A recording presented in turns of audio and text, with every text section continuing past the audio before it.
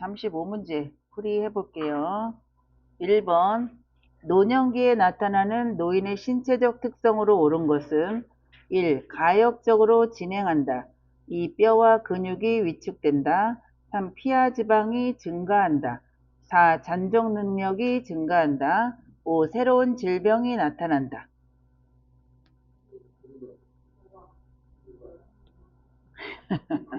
또 1번부터 5번까지 가려고요. 잘 보셔요. 몇 번이에요? 발음을 잘해야 돼요. 두, 뼈와 근육이 위축된다. 그래서 어떻게 돼요? 키도 작아지고, 그죠? 근데 가역적이 아니라 비가역적.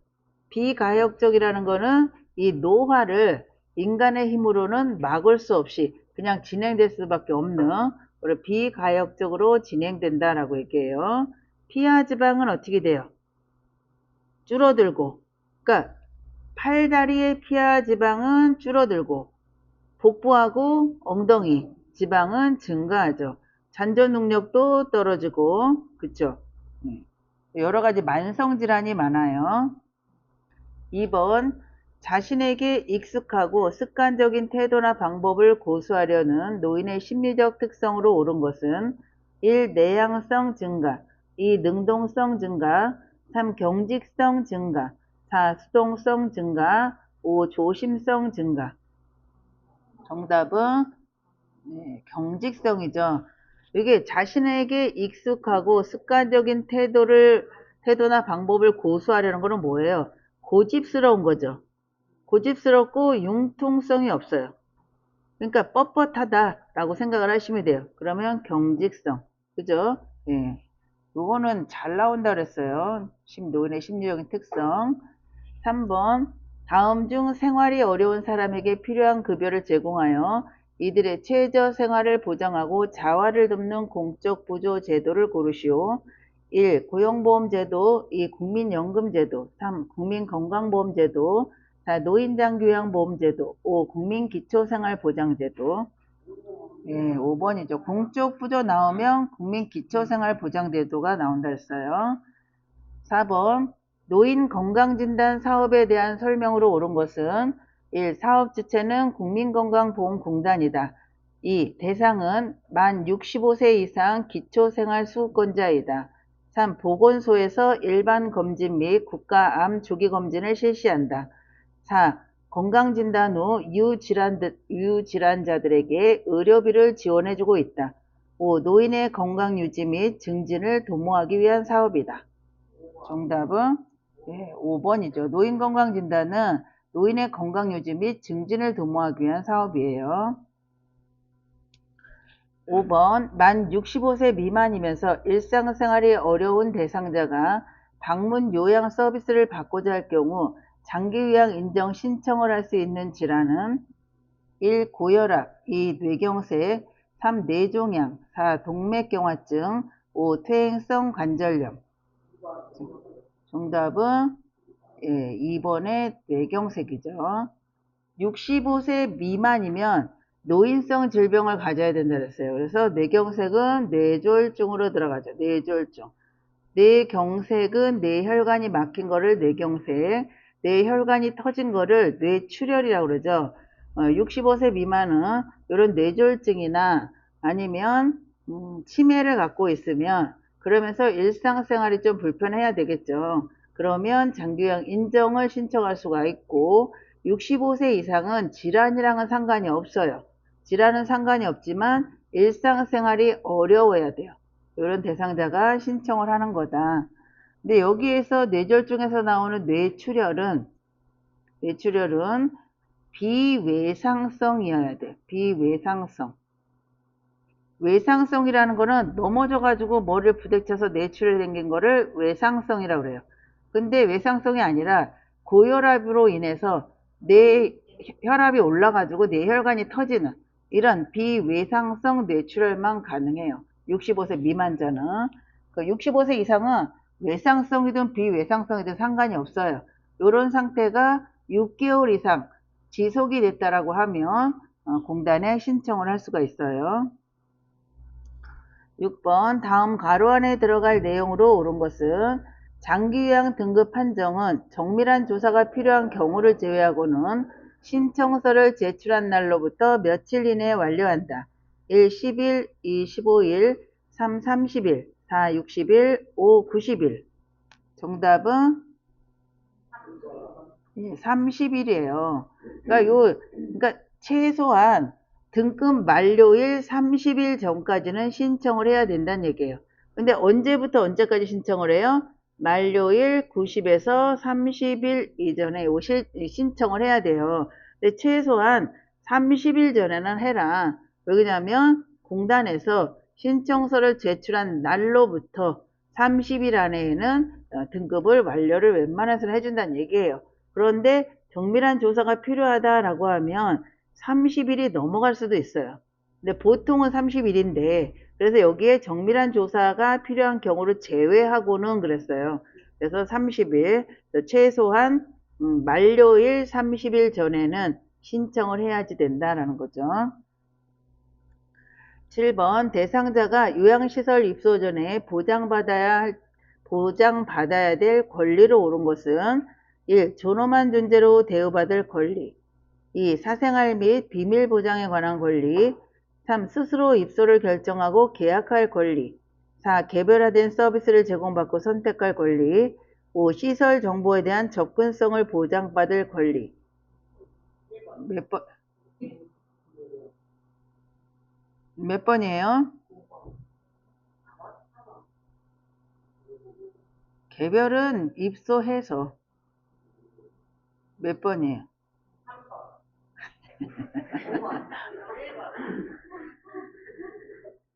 요양시설에 입소 전이에요. 입소하기 전이니까 이 시설에 대해서 알아야 되잖아요. 예, 그래서 이 시설 정보에 대한 접근성을 보장받을 권리가 해당이 되는 거죠. 8번 다음 중 요양보호사의 윤리적 태도로 옳은 것은 1. 업무상 알게 된 비밀을 동료와 공유한다. 2. 대상자보다 가족의 결정을 존중한다. 3. 노인학대가 확실한 경우에만 신고한다. 4. 상위 등급 판정을 받도록 유도한다. 5. 지속적으로 지식과 기술을 습득한다. 네, 5번이죠. 비밀 공유 안 된다 그랬어요. 가족의 결정이 아니라 대상자의 결정을 존중해야 되고 노인학대가 확실한 경우에만이 아니라 의심이 될 때도 신고한다 그랬죠. 그리고 등급 판정 유도 안 된다 그랬고 지속적으로 지식과 기술을 습득한다. 이거는 요양보호사 역할 중에서 뭐예요? 지식과 기술, 보수교육 이런 게 나오면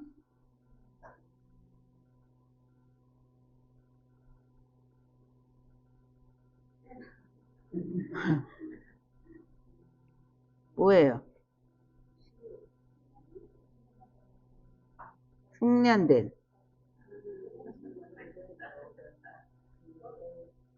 서비스면 요거 시옷으로 돼야죠.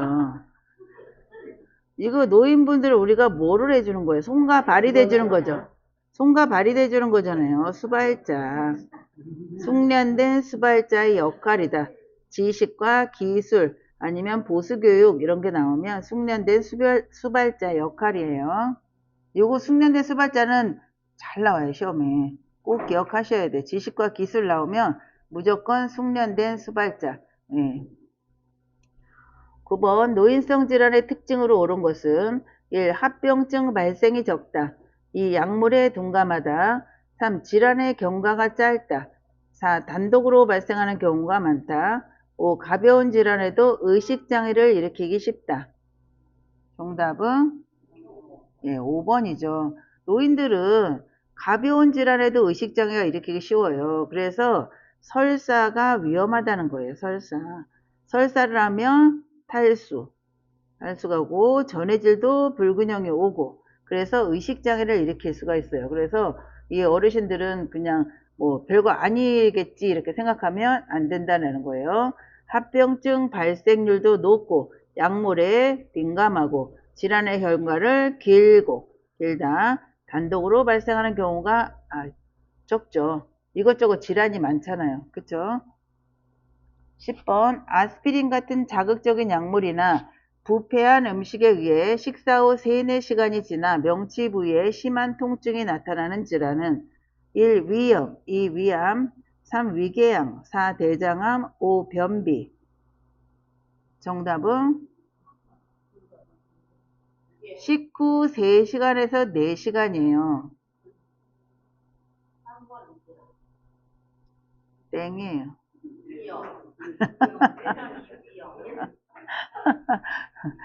위궤양 아니라니까 위염. 위염은 식후 3시간에서 4시간. 이때 명치 부위에 위장이 명치 부위에 있어요. 그러니까 그쪽에 통증이 나타나는 거고 위궤양은 새벽 1~2시. 새벽 1시에서 2시 사이에 생기는 통증이에요. 11번 다음 중 변비의 주요 원인으로 옳은 것은 1. 빈번한 하재 사용 2. 복부 근육 강화 3. 저자녀 시기 제한 3. 4. 꾸준한 체조 및 걷기 운동 5. 유산균이 다량 포함된 음식 섭취. 정답은 1번이죠. 하재라는 거는 변비약이잖아요. 이거를 계속 주면 장이 일을 안 하려고 그래요. 쉽게 말하면. 내가 일 안 해도 알아서 약이 들어와서 일해주는데 할 일이 없겠죠. 그래서 빈번한 하재 사용하면 변비의 주요 원인이 돼요. 그래서 노인분들이 변이 안 나오면 변비약 달라고 그래요. 변비약 주면 또 설사 나온다고 설사약 달라고 그래요. 이게 반복적으로 계속. 12번 다음 중 인플루엔자에 대한 설명으로 옳은 것은 1. 초기에는 대부분 무증상이다. 2. 침 구르는 뜨거운 물로 세탁한다. 3. 흡연이나 매연에 노출 시 발병한다. 4. 만 65세 이후에 1회 예방접종을 한다. 5. 호흡기 비만을 통해 사람에서 사람으로 전염된다. 몇 번이에요? 5번. 이 호흡기 질환이에요. 독감은. 인플루엔자 독감이죠. 그래서 이 비말을 통해서 사람에서 사람으로 전염이 돼요. 그래서 꼭 마스크를 감기에 걸리면 써야 되는 거고 65세 이후에는 1회 접종이 아니라 뭐예요? 매년 접종이에요. 매년. 순간에 또 헷갈려가지고 65세 지나면 접종하지 이렇게 하면 안 돼요. 13번 만성기관지염 대상자에게 지나치게 뜨겁거나 차갑거나 자극적인 음식을 피해야 되는 이유로 옳은 것은 1. 사례를 유발하므로 2. 기관지 경련을 유발하므로 3. 기관지의 염증을 유발하므로 4. 기관지 분비물이 증가하므로 5. 기관지 유착 위험이 있으므로. 정답은 2번이에요. 기관지 경련을 유발할 수가 있어요. 그럼 14번 다음 중 요실금 예방법으로 옳은 것은 1. 저섬유 시기를 한다.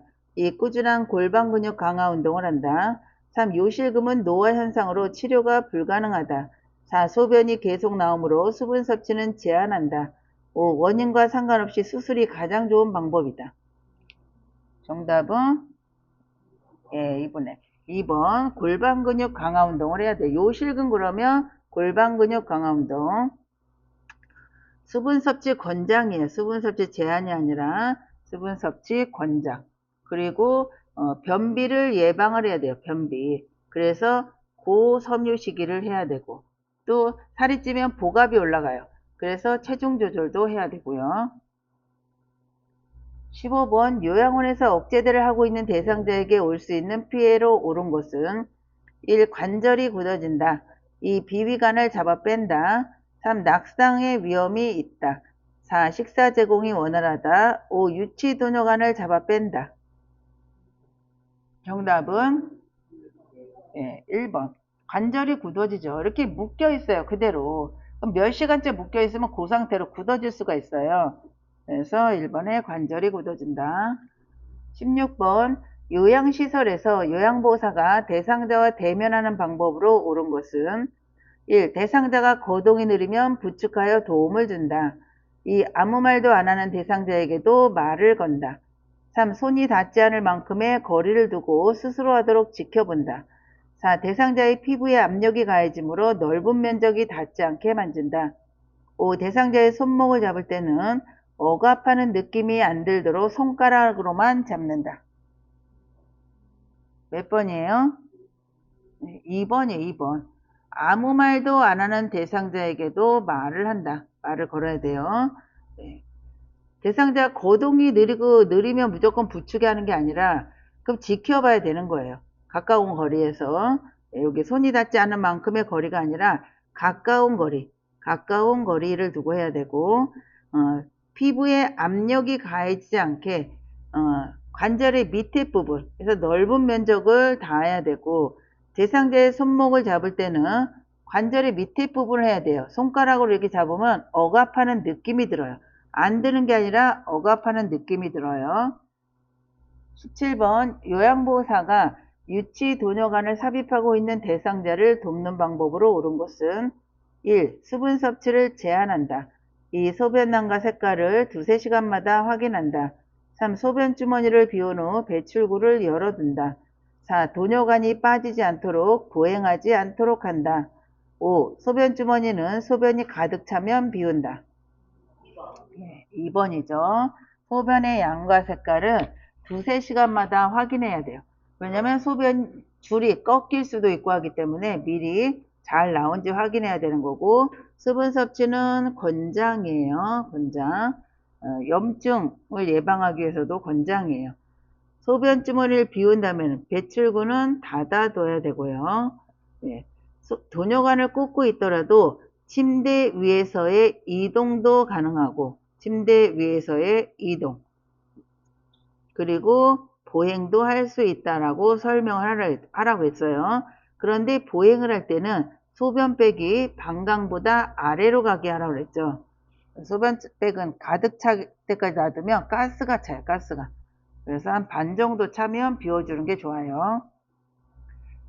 18번 다음 중 요양보호사의 배설도끼에 대한 설명으로 옳은 것은 1. 화장실 이동도끼 할 때 휠체어는 건강한 쪽에 비스듬히 놓는다. 2. 배설물 뒤처리를 할 때는 뒤에서 앞으로 닦아 감염을 예방한다. 3. 배설 시 화장실 밖에서 기다릴 때는 긴장하지 않도록 조용히 한다. 4. 배변이 어려울 때는 차가운 물을 항문이나 요도에 끼얹어 준다. 5. 유치도뇨가 삽입 대상자에게는 수분 섭취를 제한한다. 정답은 1번이죠. 화장실 이용도끼를 할 때는 휠체어는 항상 건강한 쪽에 둬야 돼요. 30에서 45도 정도로. 뒤처리할 때는 앞에서 뒤로 닦아야 되고요. 화장실 밖에서 기다릴 때는 어떻게 하라 했어요? 중간중간 말을 시키라 그랬죠.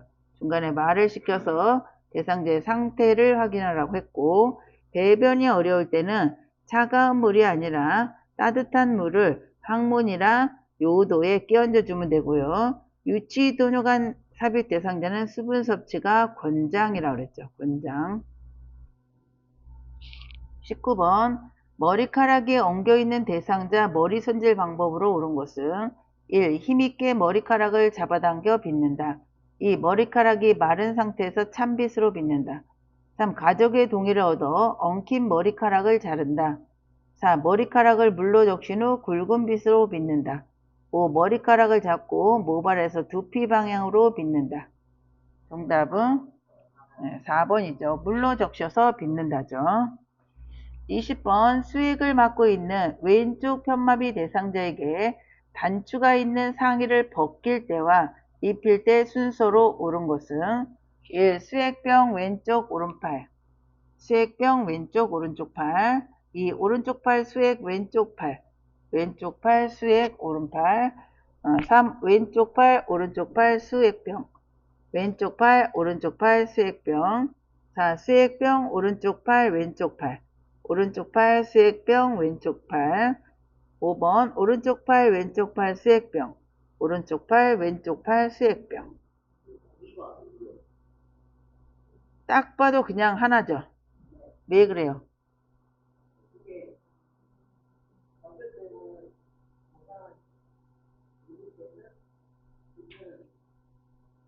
일단 그거 아니더라도 수액을 달고 있거나 티셔츠를 입거나 하면 티셔츠는 머리가 가운데고 수액이 있을 때는 수액이 가운데예요. 그런데 양쪽 다 수액이 가운데인 거는 몇 개? 하나밖에 없죠. 그러니까 딱 봐도 2번인데 일단 벗길 때라 했잖아요. 왼쪽이 마비예요. 왼쪽 주먹. 왼쪽이 마비인데 잎인데요. 그럼 잎마, 벗건 그러잖아요.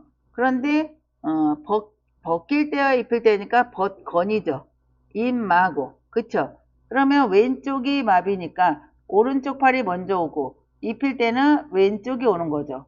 그러니까 이래저래 답은 2번이다. 그죠? 예. 21번 누워있는 내상자를 일으켜 앉히던 중 얼굴이 창백해지고 어지러워하며 식은땀을 흘리는 증상을 보이는 경우 대처 방법은 1. 청심환을 먹인다. 2. 원래 자세로 눕혀준다. 3. 등을 부드럽게 마사지하여 준다. 4. 담요로 몸을 감싸 체온을 높여준다. 5. 찬물로 적신 수건으로 몸을 닦아준다. 정답은 예, 원래 자세로 눕히고 보고한다죠. 왜 그러냐면 이거 뭐예요? 이렇게 앉혔더니 얼굴이 창백해지고 어지럽고 식은땀 흘려요. 이거는 기립성 저혈압 증상이다. 기립성 저혈압의 증상이에요. 그래서 원래 자세를 눕히고 보고하면 되겠죠. 22번 두 사람이 대상자를 침대에서 침대로 이동하는 방법으로 옳은 것은 1. 대상자의 두 팔을 옆으로 내린다. 2. 대상자의 두 다리는 모아서 편다. 3. 상체 쪽 사람은 대상자의 어깨와 다리를 지지한다. 4. 하체 쪽 사람은 대상자 허리 아래와 두 무릎 밑을 지지한다. 5. 상체 쪽 사람이 먼저 들어 올린다. 정답은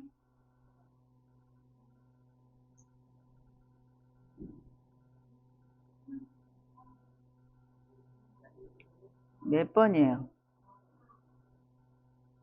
4번이에요. 4번. 대상자가 이렇게 누워 있어요. 이렇게 누워 있으면 머리 쪽에 있는 사람은 어깨와 허리, 다리 쪽에 있는 사람은 허리와 무릎 밑에 이렇게 잡아서 이동을 시켜야 돼요.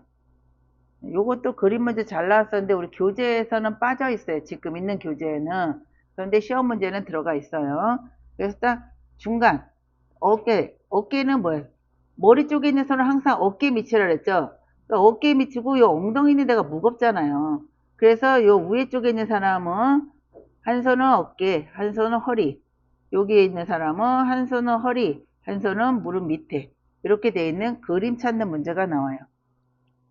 23번 지팡이 길이를 결정하기 위한 팔꿈치 각도와 지팡이 높이가 옳은 것은 1.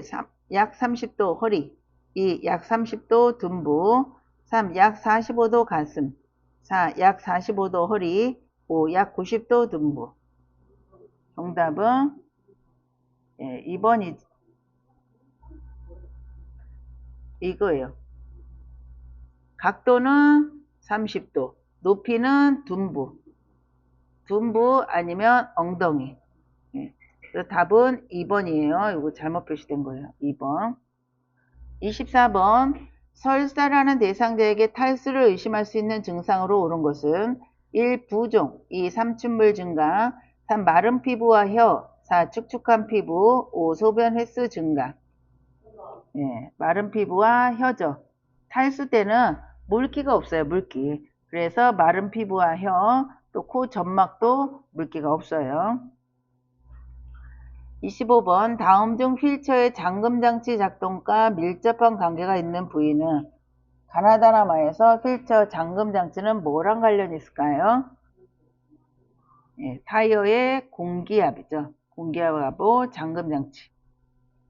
26번 정전시 대피 요령에 대한 재교육이 필요한 경우로 옳은 것은 1. 정전시 누전 차단기를 확인한다. 2. 정전에 대비해서 손전 등을 미리 준비해 둔다. 3. 정전과 화재의 원인이 되므로 전용 콘센트를 사용한다. 4. 정전이 복구된 후 가전제품은 시간 간격을 두고 꽂는다. 5. 정전 후에는 식품이 얼어 있어도 재냉동시키면 안 된다. 정답은 이거 아까 말씀드렸었죠.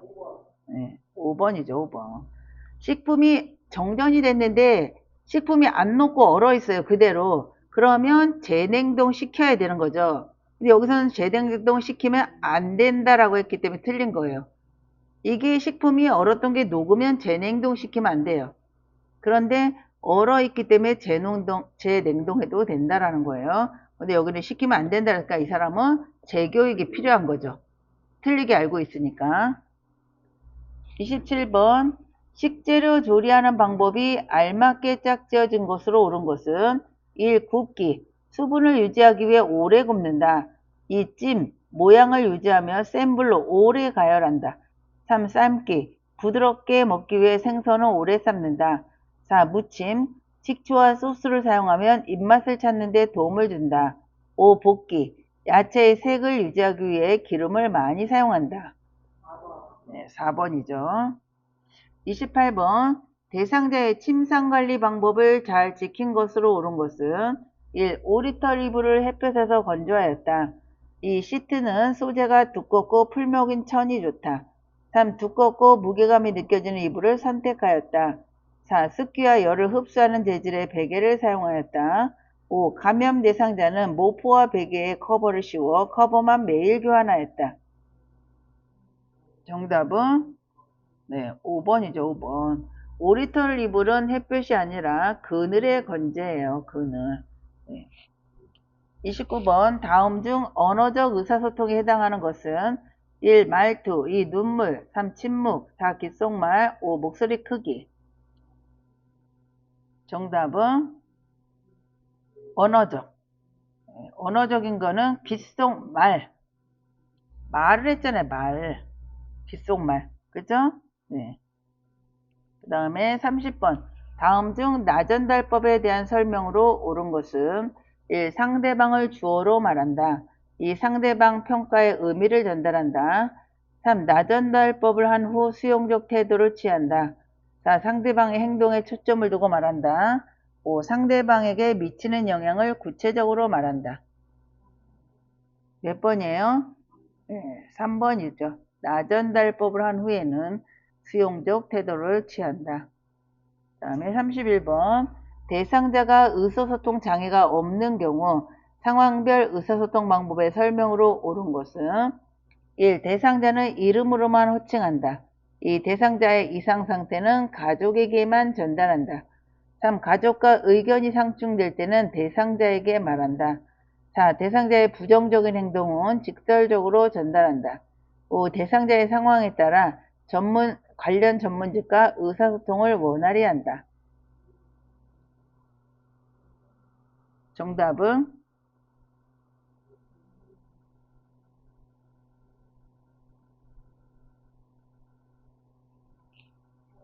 몇 번이에요? 옳은 거. 옳은 거는 5번이죠. 대상자의 상황에 따라 관련 전문직과 의사소통을 원활히 해야 되겠죠. 그렇죠? 대상자는 이름으로만 하면 안 되고 그러면 홍길동은 홍길동 이러고 부를 거예요? 홍길동 어르신 이렇게 불러야죠. 네, 그리고 대상자의 이상 상태는 가족에게만 전달하는 게 아니라 시설장애한테 보고를 해야 되고요. 가족과 의견이 상충될 때는 대상자한테 말하는 게 아니라 시설장한테 이야기를 해야 돼요. 싸우지 말고. 32번 다음 중 요양보호 기록에 대한 설명으로 옳은 것은 1. 요양보호 서비스의 표준화에 기여한다. 2. 법적 문제가 발생할 때 활용할 수 없다. 3. 자신의 활동을 주관적으로 점검할 수 있다. 4. 대상자 및 가족에게 기록을 공개할 필요는 없다. 5. 기록되지 않은 것도 행한 것으로 간주하게 된다. 몇 번이에요? 1번이죠. 요양보호 서비스의 표준화에 기여할 수가 있어요. 네. 그러니까 방법의 맞는 방법으로 잘 하고 있으면 다른 사람의 교육 자료로도 쓸 수가 있죠. 그래서 요양보호 서비스의 표준화에 기여한다라는 거죠. 33번 다음 중 치매 대상자 일상생활 지원 방법으로 옳은 것은 1. 낮잠 자는 시간을 갖게 한다. 2. 상황에 맞는 요양보호를 한다. 3. 외부인과의 만남을 자제한다. 4. 일상생활을 전적으로 도와준다. 5. 치매 문제 행동이 나타나면 시설에 입소시킨다. 몇 번이에요? 2번. 상황에 맞는 요양보호를 해야 되겠죠. 낮잠 자면 깨워야 된다 그랬죠? 밤에 잠을 못 자기 때문에. 그 다음에 34번 임종 과정에 있는 대상자가 치료 효과가 없이 임종 과정의 기간말을 연장하는 시술의 중단을 원할 경우 미리 직접 문서로 작성하는 것은 1. 임종 연명의료 의향서, 2. 연명의료 결정 의향서, 3. 연명의료 중단 의향서, 4. 사전 연명의료 의향서, 5. 호스피스 의료 의향서.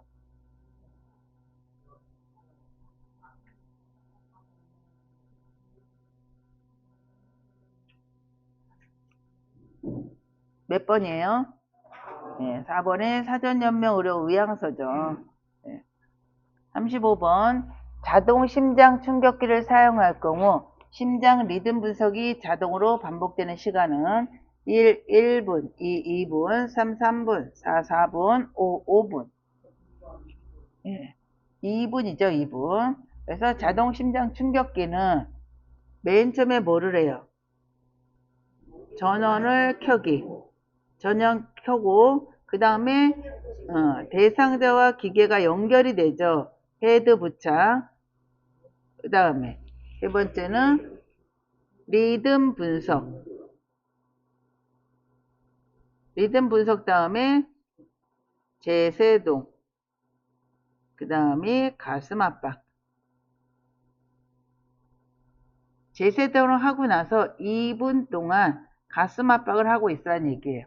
2분 뒤에 재체크가 돼요. 상태. 요거를 꼭 기억하시고요. 리듬 분석을 할 때랑 제세동 버튼을 누를 때는 손을 떼야 된다. 리듬 분석할 때는 왜 떼야 돼요? 대상자가 심장이 뛰어서 리듬이 분석이 된 건지 내가 건드려서 리듬이 분석된지 몰라요. 또 제세동할 때는 전기 충격을 주는 거니까 대상자에게 몸에서 떨어져야 된다는 얘기예요. 네, 여기까지 35문제 풀으셨습니다. 네, 수고하셨습니다.